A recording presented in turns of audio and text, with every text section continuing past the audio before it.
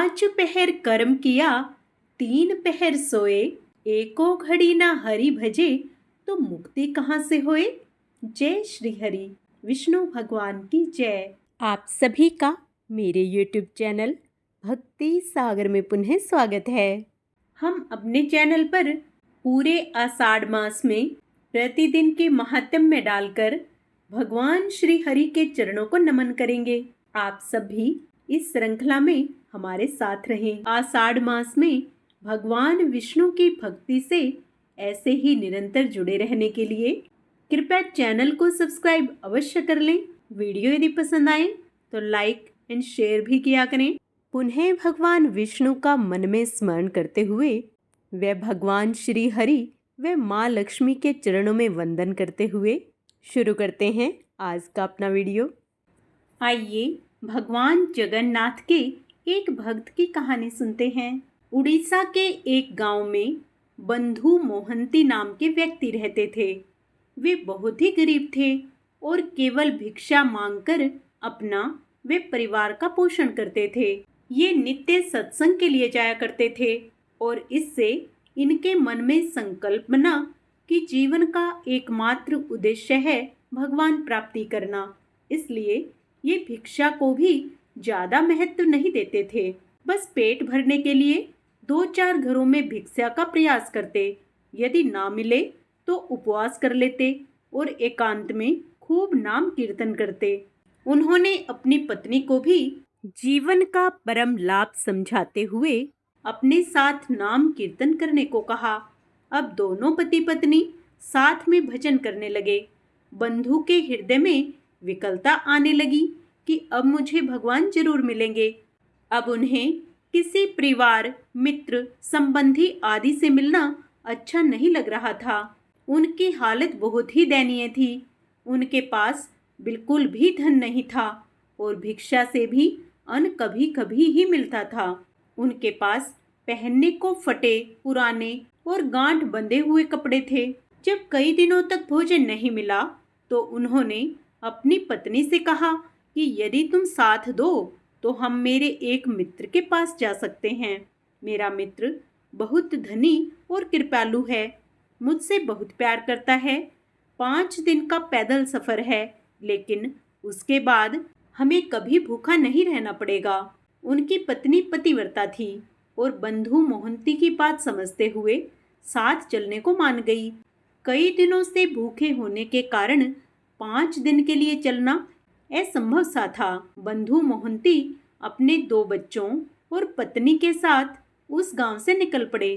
रास्ते में जब भी बच्चे या पत्नी भूख के कारण चल नहीं पाते तो बंधु कोमल कोमल पत्ते चुनकर लाते और उनको खिलाते। उन्हें कई बार केवल पानी पीकर ही संतोष करना पड़ता और वह सब आगे बढ़ते रहे।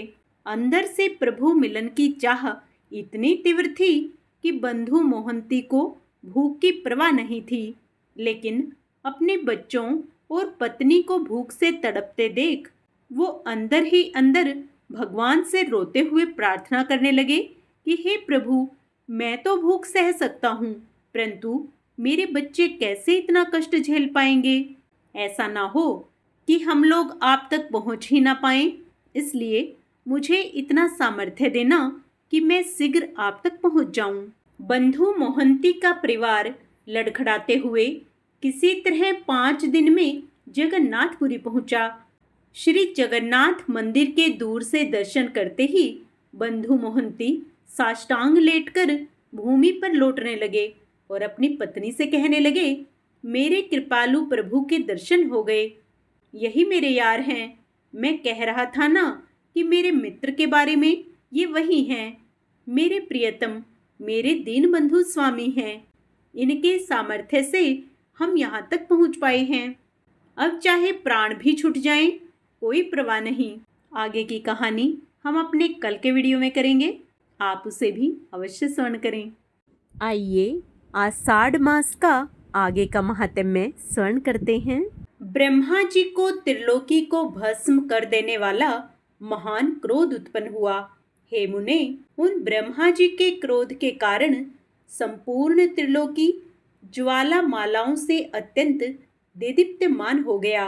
उस समय उनकी टेढ़ी भ्रुकुटी और क्रोध संतप्त ललाट से दोपहर के सूर्य के समान प्रकाशमान रुद्र की उत्पत्ति हुई। उसका अति प्रचंड शरीर आधा नर और आधा नारी रूप था। तब ब्रह्मा जी अपने शरीर का विभाग कर ऐसा कहकर अंतर्ध्यान हो गए। ऐसा कहे जाने पर उस रुद्र ने अपने शरीर से स्त्री और पुरुष दोनों भागों को अलग अलग कर दिया और फिर पुरुष भाग को 11 भागों में विभक्त किया तथा स्त्री भाग को भी सौम्य, क्रूर, शांत, अदांत और श्याम, गौर आदि कई रूपों में विभक्त कर दिया। तदंतर हे द्विज, अपने से उत्पन्न अपने ही स्वरूप स्वयंभू को ब्रह्मा जी ने प्रजा पालन के लिए प्रथम मनु बनाया। उन स्वयंभू मनु ने अपने ही साथ उत्पन्न हुई तप के कारण निष्पाप सतरूपा नाम की स्त्री को अपनी पत्नी रूप से ग्रहण किया। हे धर्मज्ञ, उन स्वयंभू मनु से सतरूपा देवी ने प्रियव्रत और उतानपाद नामक 2 पुत्र तथा उदार रूप और गुणों से संपन्न प्रसूति और आकुति नाम की 2 कन्याएं उत्पन्न की। उनमें से प्रसूति को दक्ष के साथ तथा आकुति को रुचि प्रजापति के साथ विवाह कर दिया गया। हे महाभाग, रुचि प्रजापति ने उसे ग्रहण कर लिया। तब उन दंपति के यज्ञ और दक्षिणा ये युगल जुड़वा संतान उत्पन्न हुई। यज्ञ के दक्षिणा से 12 पुत्र हुए। स्वयंभू मनवंत्र में याम नाम के देवता कहलाए तथा दक्ष ने प्रसूति से 24 कन्याएं उत्पन्न की। मुझसे उनके शुभ नाम सुनो। श्रद्धा, लक्ष्मी, धृति, तुष्टि, मेधा, पुष्टि, क्रिया, बुद्धि, वपु, शांति, सिद्धि, लज्जा और 13वीं कीर्ति। इन दक्ष कन्याओं को धर्म ने पत्नी रूप से ग्रहण किया। इनसे छोटी शेष 11 कन्याएं ख्याति, सती, संभूति, स्मृति, प्रीति, क्षमा, संतति, अनसुया, ऊर्जा, स्वाहा और सवधा थी। हे मुनिउत्तम, इन ख्याति आदि कन्याओं को क्रमशः भृगु, शिव, मरीचि, अंगिरा, पुलस्त्य, पुलह, क्रतु, अत्रि, विशिष्ट इन मुनियों तथा अग्नि और पितरों ने ग्रहण किया। श्रद्धा से काम, चला, लक्ष्मी से दर्प, धृति से नियम, तुष्टि से संतोष और पुष्टि से लोभ की उत्पत्ति हुई तथा मेधा से श्रुत, क्रिया से दंड, न्याय और विनय, बुद्धि से बोध, लज्जा से विनय, वपु से उसका पुत्र व्यवसाय, सिद्धि से सुख और कीर्ति से यश का जन्म हुआ। ये ही धर्म के पुत्र हैं। रति ने काम से धर्म के पौत्र हर्ष को उत्पन्न किया। अधर्म की स्त्री हिंसा थी, उससे अनृत नामक पुत्र और निकृति नामक की कन्या उत्पन्न हुई। उन दोनों से भय और नरक नाम के पुत्र तथा उनकी पत्नियों से माया और वेदना नाम की कन्याएं हुई। उनमें से माया ने समस्त प्राणियों का संहार करता मृत्यु नामक पुत्र उत्पन्न किया। वेदना ने भी नरक के द्वारा अपने पुत्र दुख को जन्म दिया और मृत्यु से व्याधि, जरा, शोक, तृष्णा और क्रोध की उत्पत्ति हुई। ये सब अधर्म रूप हैं और दुस्त्रोत्र नाम से प्रसिद्ध हैं, क्योंकि इनसे परिणाम में दुख ही प्राप्त होता है। इनके न कोई स्त्री है और न ही संतान। ये सब उदरव्रेता हैं। हे मुनि कुमार, ये भगवान विष्णु के बड़े भयंकर रूप हैं और वे ही संसार के नित्य प्रलय के कारण होते हैं। हे महाभाग, दक्ष, मरीचि, अत्रि और भृगु आदि प्रजापतिगण इस जगत के नित्य सर्ग के कारण हैं तथा मनु और मनु के प्राकर्मी सन्मार्ग प्रायण और सूरवीर पुत्र राज्यगण और संसार की नित्य स्थिति के कारण हैं। उनमें से नैमित्तिक प्रलय ही ब्रह्म प्रलय है, जिसमें जगतपति ब्रह्मा जी कल्पांत में शयन करते हैं, तथा प्राकृतिक प्रलय में ब्रह्मांड प्रकृति में लीन हो जाता है। ज्ञान के द्वारा योगी का परमात्मा में लीन हो जाना आत्यंतिक प्रलय है, और रात दिन जो भूतों का अक्षय होता है वही नित्य प्रलय है। प्रकृति से महतत्व आदि कर्म से जो सृष्टि होती है वह प्राकृतिक सृष्टि कहलाती है, और अवांतर प्रलय के अनंतर जो ब्रह्मा के द्वारा चराचर जगत की उत्पत्ति होती है वह दैनंदिनी सृष्टि कही जाती है। और हे मुनि श्रेष्ठ, जिसमें प्रतिदिन प्राणियों की उत्पत्ति होती रहती है उसे पुराणार्थ में कुशल महानुभाव ने नित्य सृष्टि कहा है। इस प्रकार समस्त शरीर में स्थित भूत भावन भगवान विष्णु जगत की उत्पत्ति, स्थिति और प्रलय करते रहते हैं।